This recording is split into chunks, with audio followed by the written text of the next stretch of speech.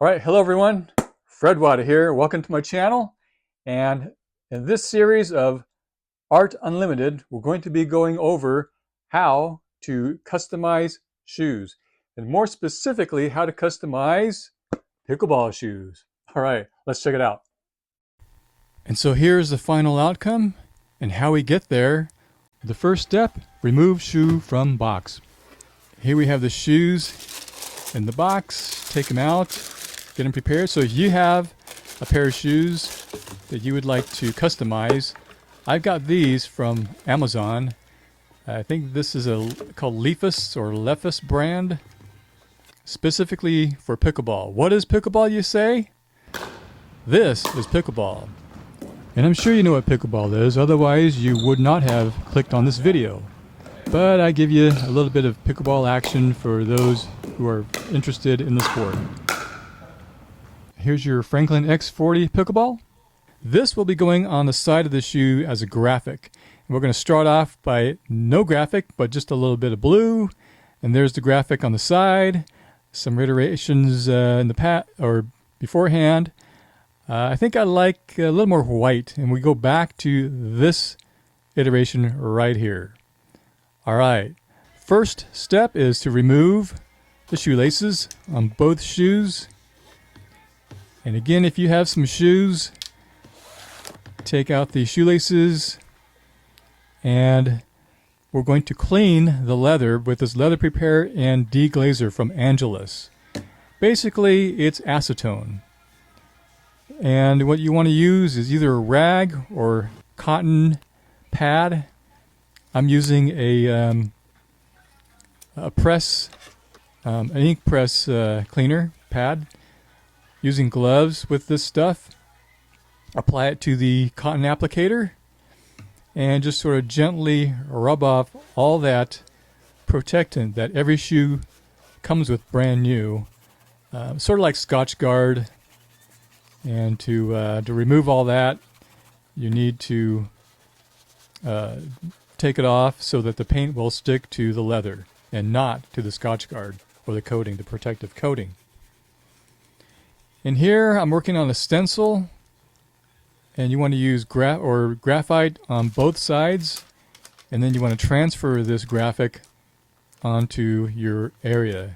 So how I did this is I went ahead and just approximated where I want the pickleball graphic to go, and just redrew it on a flat surface, and then marked graphite on both sides of this tracing paper. And there's the outcome, the result. First layer of paint is going to be the background, which is going to be everything but the pickleball graphic here. And I'm just going to apply very lightly several coats. And here I'm using an angled brush. A flat brush works just as well here, but I prefer an angle. And we're going to speed it up for you. I don't want you to watch the slow action here. And like I said, a good thin covering will do. I went ahead and, so this is Angelus, what's called South Beach color. I think it's the color of South Beach of Florida. And I thought this was a bit too green, so I added blue later on, just a little bit of blue. Angelus paints are specifically made for painting leather, and I am not affiliated with or work for Angelus Paints. Here's the South Beach, and here's the bottle of the Pacific Blue, which I used a little bit into the South Beach color. Yeah, I didn't, I was going to use masking tape to mask off areas that I didn't want painted, but I prefer to just freehand everything else and just have a really careful, steady hand. But if you prefer to mask things off, I suggest you do that beforehand, obviously. But again, I'm not showing any masking tape on these unmasked or unpainted areas. So just like the mock-up that I showed before, I'm just kind of following the color scheme off of that. And I'm trying to be very careful to just paint only the panels, the areas which I want this color to be on. And again, this is Angelus acrylic leather paint. And this is the back side of the shoe now, the heel area. And again, I'm following the mock-up graphic that I used earlier. And the toe area there, I used about maybe 2 or 3 coats. And on this back heel area, 2 or 3 coats as well, thin coats. So to keep things very even, and the color would be very opaque and solid is what you want. And first I do the edges, fill in the middle. After I do the edges, it goes by quickly. All right, so we're starting on the pickleball graphic. Neon Amazon green, Grinch green, and white all mixed together. And I have a little paper plate that I mixed together there, as you can see off to the right. And now I'm painting only the leather portion, not the soft screen part. And I'm using a small brush, about 1/4 inch in width. And now I'm using a fine line brush to get the edges. And here again, I'm getting the edges of the panel, or the leather parts there. And now I mixed in this stuff called Too Soft, and applying paint to the soft mesh area of the shoe. And this is a softer fabric area, so this soft 2 additive medium should be added to the paint. And I'll show that in a second here. There it is. Okay, Too Soft fabric medium. 50-50 part, 1 part paint mix and 1 part of this Too Soft. Mixed thoroughly, and then you could use it for these softer areas. And after you're done painting these mesh or softer fabric areas of your shoe, you need to go back over it with a heat gun or a blow dryer. I used a blow dryer in my case, which I'll show later on. Alright, so now I've added more white, and this area here is not necessarily the pickleball, but I don't know what you call it, the after motion graphic, I guess, is what you call it, the ghosting of a moving pickleball graphic part thing, ball. Alright, I'm showing the pickleball holes in this area here, but I opted to cover those up with an extra layer of color. And here we've got several of these ghost balls going lighter progressively, showing movement of the pickleball going forward. And that pickleball up front, the very foremost pickleball, is the actual pickleball itself.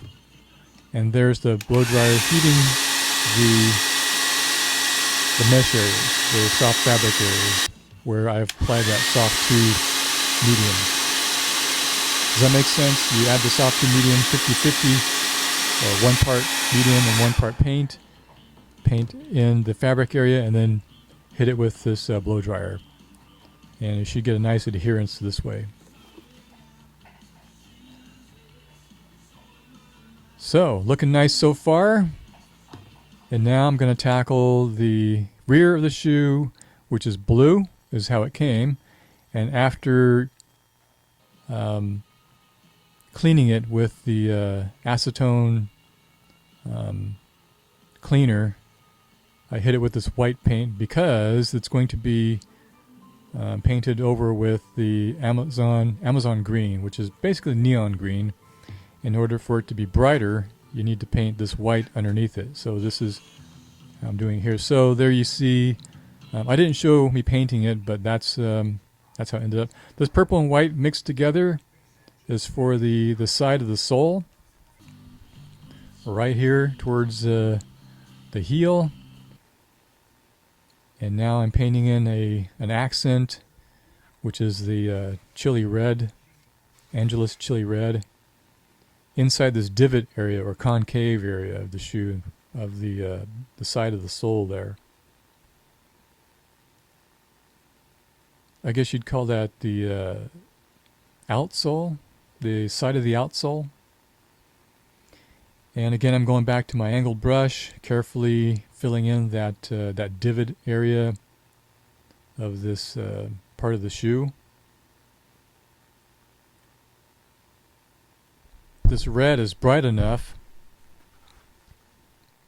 so one coat was sufficient, and now I'm filling in the rest of it there. Both shoes. And there we have it. There's the side.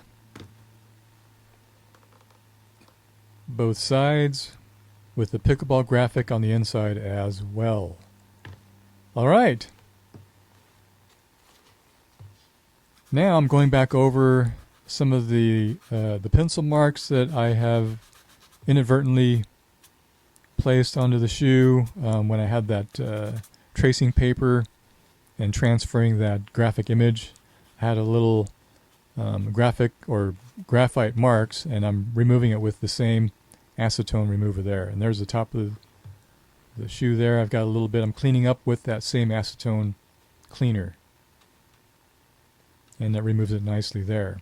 Here I've got a little overspray, so to speak, over paint, and I'm going to just scrape this off with a little knife, palette knife. A couple of scrapes should do it. And just very carefully, without going into the actual painted area, removes just nicely there. A little bit of a rub, and we're good. Same thing here, another area where a little bit of the overspray came about. Now, if I had masked the area, probably wouldn't have happened. Here I'm replacing my shoelaces with what I like, lock laces, which enables me to turn these into slip-ons and not ever tie my shoes, but just use this little lock lace feature. And these are elastic. You can order these off Amazon. There are various different brands and types out there. You just do a search for lock laces, different colors. These are dark blue. Hopefully matching the navy blue in there. And the other side, this Lephus brand shoe is, again, if I didn't mention, it's specifically a pickleball shoe. And again, if I haven't said, you can order these off Amazon for a good price. And they seem to work really well for me as I play pickleball in them. And that is it, basically. You can coat these with different coatings, including a gloss or matte coating, but I didn't finish these with coating. And here, this is what they look like after, and I like the result, the outcome. All right, there you have it. Here's a little bonus reel. This is a little word. If you're making pickleball graphics on your shoe, you'll need to know how to handle ellipses and circles on the pickleball. So here you have, let's say your pickleball is here, and if you were to draw these holes on the ball, if you look at a hole straight on, perpendicular to the camera, it's going to look like a perfectly round circle. But if you have these ellipses or these holes on the side of the ball, you've got these axes I'm drawing here going in a crosswise direction, and we also have some axes going from top to bottom and left to right. So I'm showing you these 4 holes on the side of the pickleball and how the ellipses would face if you were to create these holes, just to help you understand how these ellipses work.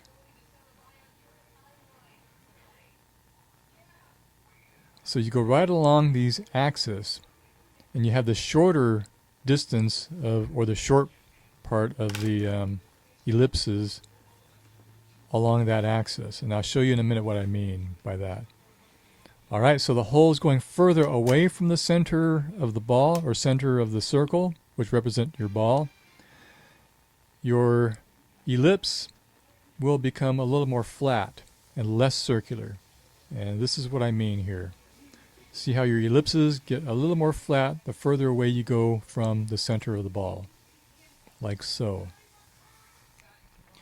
And here we have some ellipses that are not so far from the center, and they will be less flat, but not so circular. Okay, I missed an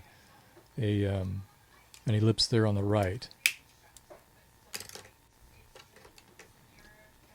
All right, so to help you understand better what I mean by flat ellipses, these are the ones that are furthest away from the center of the circle.